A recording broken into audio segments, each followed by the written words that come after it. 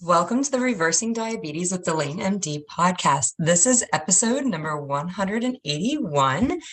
I'm your host, Dr. Delane Vaughn. Today we are going to talk about being hard on yourself and why that is not an effective strategy to get the results with your health that you would like to see.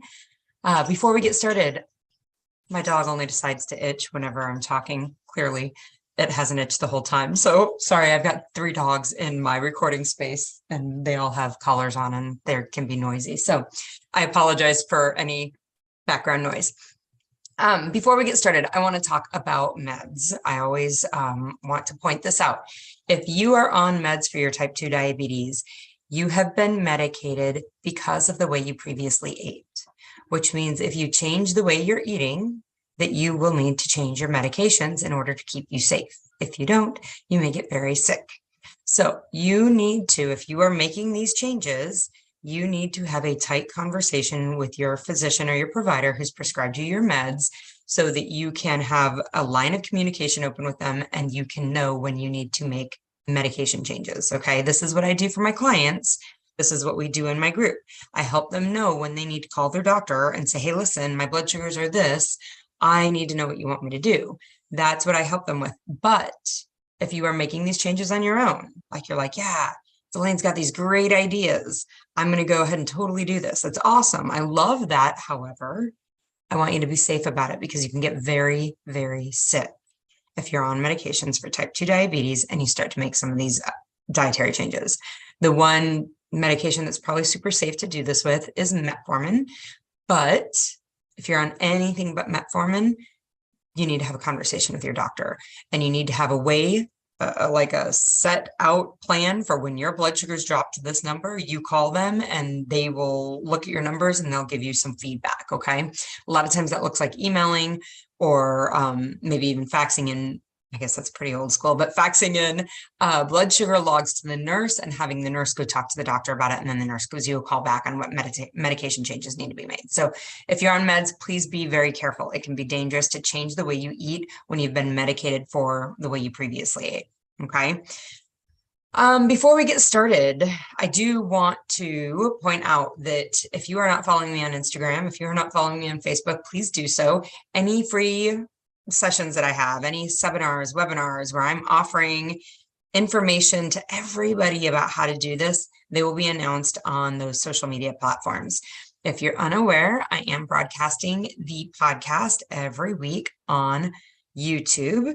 So if you want to get a hold of the information before Monday morning, because usually posts on Sunday night or Monday morning. If you want to get a hold of the podcast information, go over to YouTube. You can find it there. If you want to interact during the podcast, go over to YouTube. You can do that there in the comment section. All right. So let's talk about why we need to stop being so hard on ourselves. So this comes from a member of the Facebook group. If you're unaware, there is a Delane MD Reversing Diabetes with Delane MD Facebook group. Go find it. Ask for, like, you have to ask to be admitted, which I think is silly, but ask to be admitted, I'll get you in there. But this comes from a comment from one of the Facebook group members. And she said, a month ago, I was diagnosed, or I'm a month into this diagnosis / new lifestyle, and I just need to learn as much as I can, as what she was telling me. She'd entered the group. My struggle is being very hard on myself for getting to this point.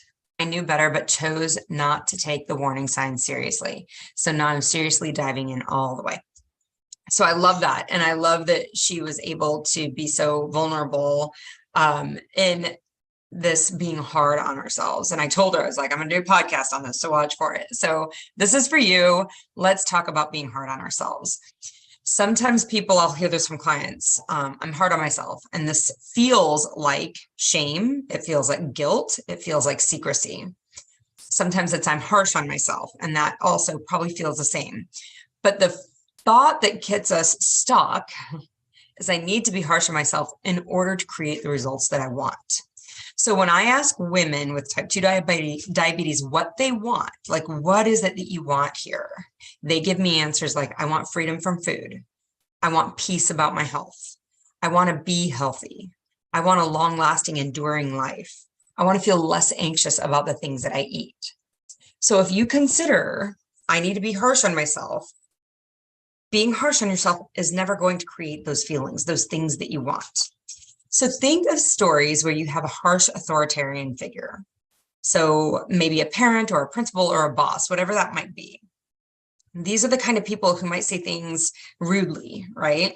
They're hoping to say things in such a rude way that they coercively encourage you to behave in the way they want you to behave, right? So the receiver of their behavior, of their rudeness, they're hoping they can get them to behave in a way that they want them to behave, even if it's not the way the receiver wants to behave themselves, right?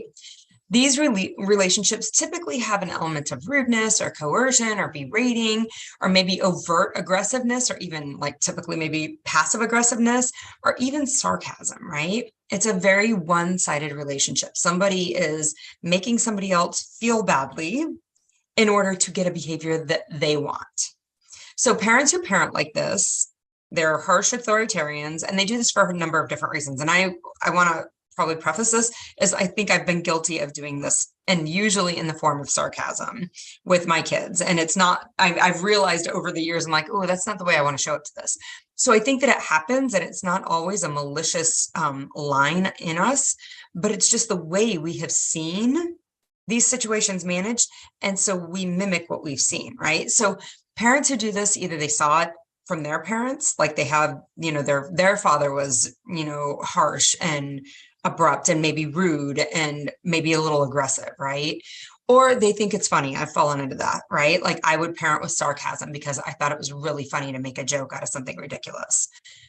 But a lot of times it's just that they want their child to do what they want them to do because it makes it easier. If my kid would just do this thing, we wouldn't be in this situation if you would have just done what I said, right? Like how many times, I think we've all thought that at some point, but we wouldn't be having this hard time if you would have just done it. It would be easier, less hard for me if you would just do it this way.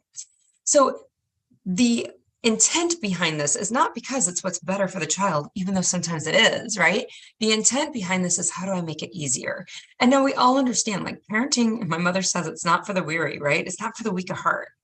Parenting is big work, and it's a lot of work some days, right?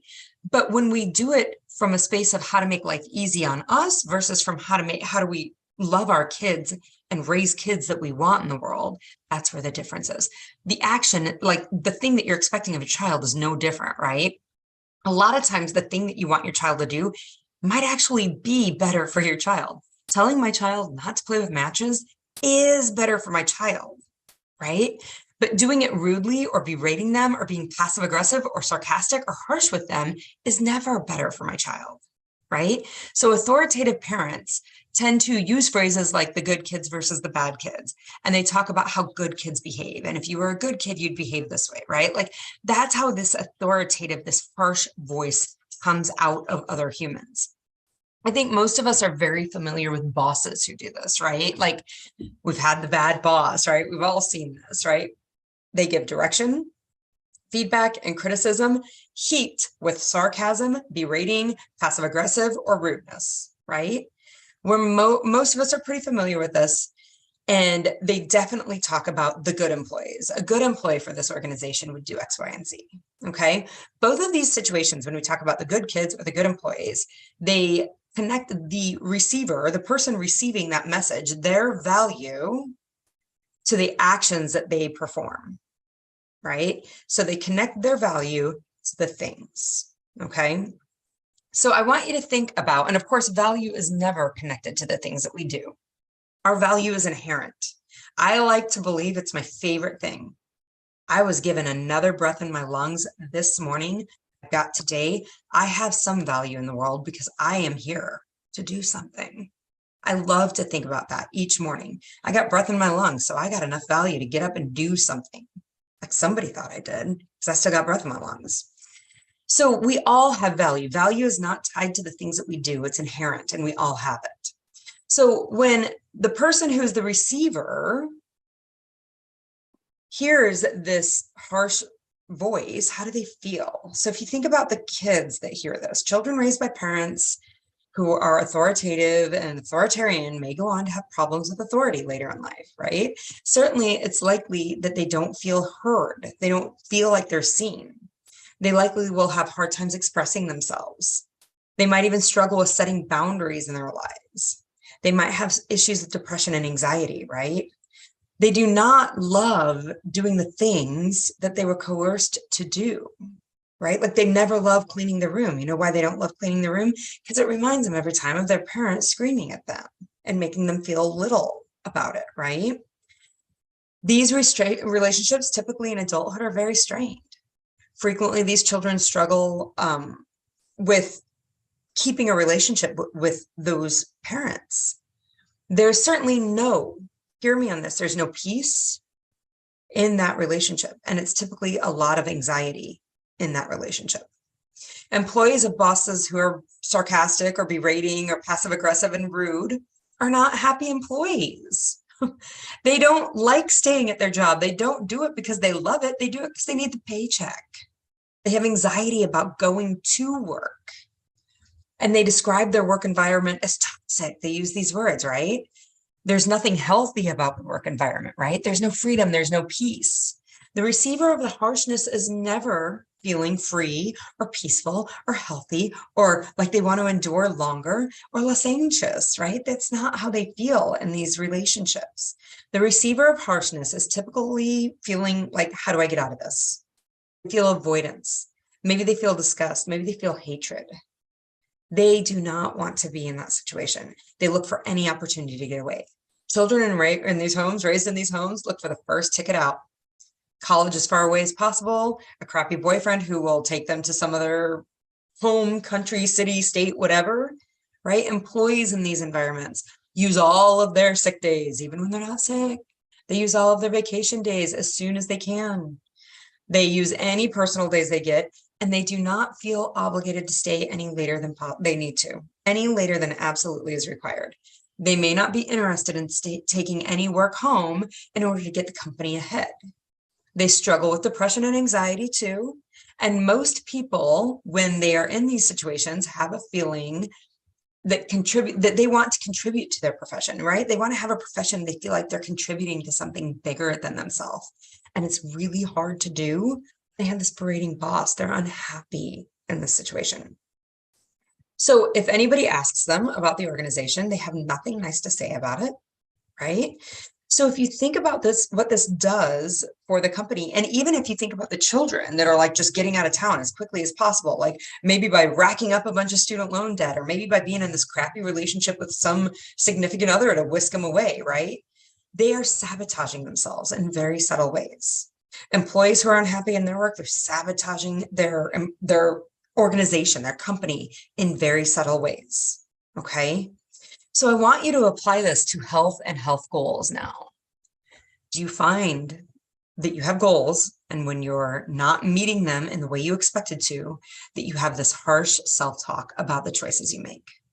When you make a choice that moves you away from your goal of reversing type 2 diabetes, maybe you missed the gym this morning, maybe you forgot to, or you didn't take the time on the night before to prep your lunch for work today, or maybe you ate 3 cookies at a dinner party that you had not planned on eating, and you consider these choices you make and recognize they are choices. I think this is really important to hear. And I think that I heard this when the comment that came on the Facebook group, right? They talked about choices. I haven't been making the choices.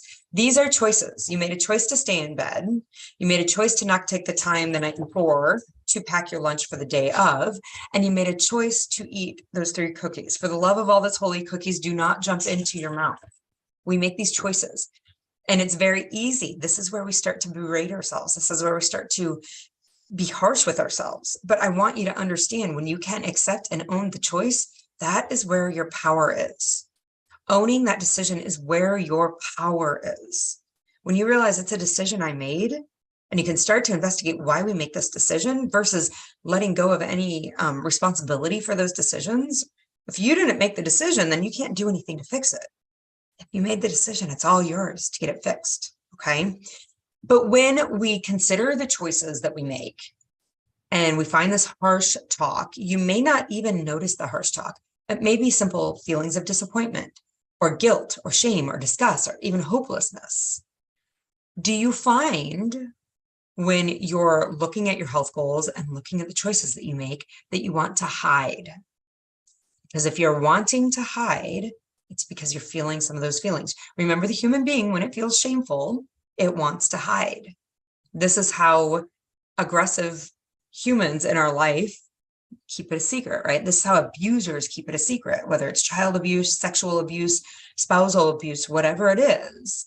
They keep you shamed. And if you're shamed, you're not going to tell anybody, and they know that. Okay. Shame will make you want to hide. So what are you hiding from? You're hiding from your blood sugar readings. You're hiding from your food logs. For my clients, they're hiding from me, right? Like they don't show up to coaching. Right? These are the subtle sabotages that you're doing that keeps you from getting the results that you want. This sabotage, this hiding, this avoiding, all because we have our value tied up in these actions. We are good or we are bad. And I want to offer, this is where being hard on ourselves isn't paying off, right? We are not good or we are bad. We always have the same value. Our value is inherent. We are always valuable. We do things that maybe don't always align with our integrity, but our value is always present. Okay. So being hard on ourselves never pays off. The negative self-talk actually leads to the opposite of what you're wanting to create. It leads to shame, guilt, disappointment, disgust, hopelessness. It does not lead to freedom and peace and health and the endurance of life that you want and less anxiety. It doesn't lead to any of those things. So many women will say to me that they don't want to check their blood sugars or their weight because it quote unquote ruins their day. It's a toxic thing. It's a toxic thing that I don't want to do, is what they will tell me. Ladies, you are not wrong. You're not wrong. It is toxic. But the answer is not avoiding. The toxic part is stop talking that way to yourself. Stop being harsh on yourself. That is the toxic part. That is what leads to the self-sabotage. The answer is to stop doing that shit. Stop talking that way to yourself. So how do we do this? This is one of my most favorite things in all of the world. And my clients hear me talk about this. And it's probably one of my most favorite things because it brings in thoughts of one of my most favorite persons in the whole world, which is one of my daughters. I have a daughter-in-law and I have a 15-year-old daughter. I, of course, have raised my 15-year-old daughter from her infancy. My daughter-in-law, who is my, daughter from another mother, but I love her so dearly. And she definitely enhances our family. But I didn't raise her from childhood, right? And I didn't get to see her through all of the mistakes that we make in childhood. I've done that with my daughter, right? So I use my relationship with my daughter, who has made mistakes, because we all do as we are children and growing into adulthood, right? I use my relationship with my daughter, and the way that I talk to my daughter as a template for how to talk to myself. And this has been a practice I have been honing for probably the last 3 years. So I've talked about this in the past, but my self-talk is definitely very patterned off of how I talk to my sweet daughter. Okay. So I use phrases with my daughter almost always. It's lovey, sunshine, baby girl. I always want her to know that she makes my day better, no matter. Her value is inherent, right? And it's not that I don't have expectations of my daughter. I've got big expectations of my daughter. She's not floating through life on a free ride, having it all easy, getting her feet, rubbed down every day at 15. She's almost 15. I have expectations of her though, right? I expect her to do what she's told. I expect her to work hard. I expect her to get good grades. I expect that when I tell her to do something, that she does it, and she does it correctly, right? She does work hard. If she has a job to do, it will be done correctly. And I know she does this, right? I'll post a pic next week on Instagram of my daughter mowing the yard. She was about 8 years old. She was very small, and she was mowing the yard. And I know a lot of people have opinions about children mowing the yard, and that's fine. It's okay if you're wrong or if I'm wrong here, but that's all right. The point is, my daughter was happy to do it because she likes to be the person that shows up and gets it done. Like, she's a get her shit doneer, just like me, right? And I would offer, just like you can look in your life and you can see the things that you've accomplished, the shit you've got done, right? The bar is not set low for you, and it's not set low for my daughter. And it doesn't mean that I talk to her harshly, right? Like, It's not set low to her, and I don't talk to her harshly. They can go together. When she misses the mark, oh my God, I cannot even imagine berating my daughter. I love her so dearly. I don't use sarcasm. I don't use passive aggressiveness to get a different behavior out of her. I use what I call a loving honesty. I say things like, baby girl, what happened here? The expectation was X and you chose not to do that. Tell me more about this. She recently offered tater tots to her brother. This is a great example of her. The expectation was X and we didn't get there. She offered tater tots to her brother. I saw her making them and I told her, go ask your brother if he wants any too. And so she did. And he did want tater tots. He's a 14-year-old boy. They're twins. So he's a 14-year-old boy and he definitely wanted the tater tots. So she made them. She made what was left in the bag and she took what was hers. And then she called him and said, hey, they're ready. And he comes to me. He's like, there were 4 tater tots. She left him 4 tater tots. He was not impressed. And I was a little disappointed too, if I'm really honest, right? So my question to her was, hey, little lovey, why did we do that? That wasn't very nice.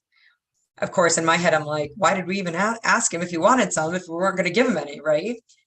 And her answer was that I realized that there weren't going to be enough going around. I probably should have made other food so that I wouldn't still be hungry, but I didn't. And I ate them all, right? And she felt bad. And she went and she apologized to her brother. Right? There was no need for me to berate her to get her to go apologize for her brother. There was no need for the sarcasm that I previously used in my life. So here's the thing. We want to believe that if we're not harsh on ourselves, that we won't do the thing, right? So on the contrary, if you have been speaking harshly to yourself for years about fixing your diabetes, understand it hasn't worked for years. It's probably not going to work this year either, okay? It's not getting the job done. My daughter definitely felt bad about the tater tots, right? She knew that she had not handled it in the way that was expected or really the way that aligns with her. If I had heaped a bunch of harshness on top of that and a bunch of guilt, she would have moved into shame and she would have hid from that. She would have never apologized to her brother. She would have fought talking about it. She would not felt free to consider, how do I handle that the next time that does align with who I am? She would have avoided it. She would have self-sabotaged who she wants to be, who she is. This is why harshness will not get you where you want to be with your health. Harsh talk will not get you to freedom from food, to health and peace. It will not get you to a lasting, enduring life because you won't do the damn thing. It won't get you to less anxiousness. When you are berating yourself and shaming yourself, you're going to hide from it. You're not going to do it. So there is a difference between honesty and harshness. Using a loving honesty will allow you to evaluate your actions, the ones you've taken that have either moved you towards or even away or even towards your goal, right? Like giving that honest evaluation of even what you did that you liked. And maybe like, oh, I thought that would work out differently. It was what I planned, but I thought it would be differently. Like I thought the result would be different. Giving yourself the ability out of a loving honesty to evaluate even the things that you did do that were aligned with what your plan was, right? But definitely using loving honesty to evaluate the things that you did that were not moving you towards what your goals are. That is how you start to move out of that harshness, right? There's no need for the harshness. Your value is intact with or without eating 3 cookies. Your value is intact whether or not you made it to the gym or packed a lunch. You are still you, and that's the most beautiful thing ever. But not talking to it in a berating way, not talking to yourself in a berating way. So you want to do something else. You want to eat less of the cookies. You want to make it to the gym in the morning. You want to pack yourself the lunch the night before, right? A loving, honest question to yourself when you've moved in a direction away from your goal is, why did I do that? Why did I do that? From a loving space, answer that. It's going to be far more helpful for you than being harsh on yourself. So if your loving honesty sounds like, oh my God, I can't believe you did that. Why did you do that? That is not what we were talking about. That is not loving honesty. Loving honesty in my brain, baby girl, why did we make that decision? What's that about? Why did we do that? Because I was tired? Because I chose to go to bed instead of packing my lunch? because I wanted to enjoy time with my kids. And I thought having popcorn at the movies would do that because the cookies taste good. And I keep telling myself that they're so tasty, right? For the time that we have 3 cookies at the dinner party, that story. So here's what I want you to understand. Fixing that belief about the cookies, fixing that belief about popcorn making the movies better with my kids, fixing the nighttime so that there's time to make your lunch for the daytime. That is where your resources, your mental resources need to be poured into. It does not need to be poured into berating yourself. It does not need to be poured into some other plan or program. It does not need to be poured into like finding the movie theater without popcorn, right? That is not what it needs to be poured into. It needs to be poured into, why do I believe popcorn makes the movies better? It needs to be poured in, why do I believe only that cookies are delicious? They also make me sick with type 2 diabetes. That's the part you have to pour your energy to, right? Getting healthy can be fun, I promise, but we have to drop some of these old habits, right? This is where coaching comes in. If you have been hard on yourself and working yourself over and constantly cranking out the guilt and the shame, expecting that you're going to fix your type 2 diabetes, you are not. You're going to sabotage yourself away from that, okay? This is where coaching comes in. Do you understand? If you are trying to make getting healthy be fun and long-term and something you can do forever, if you are beating your ass every single day because you can't make a quote unquote right decision, it is not fun, right? That's not enjoyable. Of course, people are like, nah, just give me the meds. I don't want to fix this. This is horrible. That's optional. Okay. That is where coaching comes in. Remember, you don't need me to tell you to lay off the chocolate cake. You know that. You need to know why you keep eating the cake, even though you make yourself sick.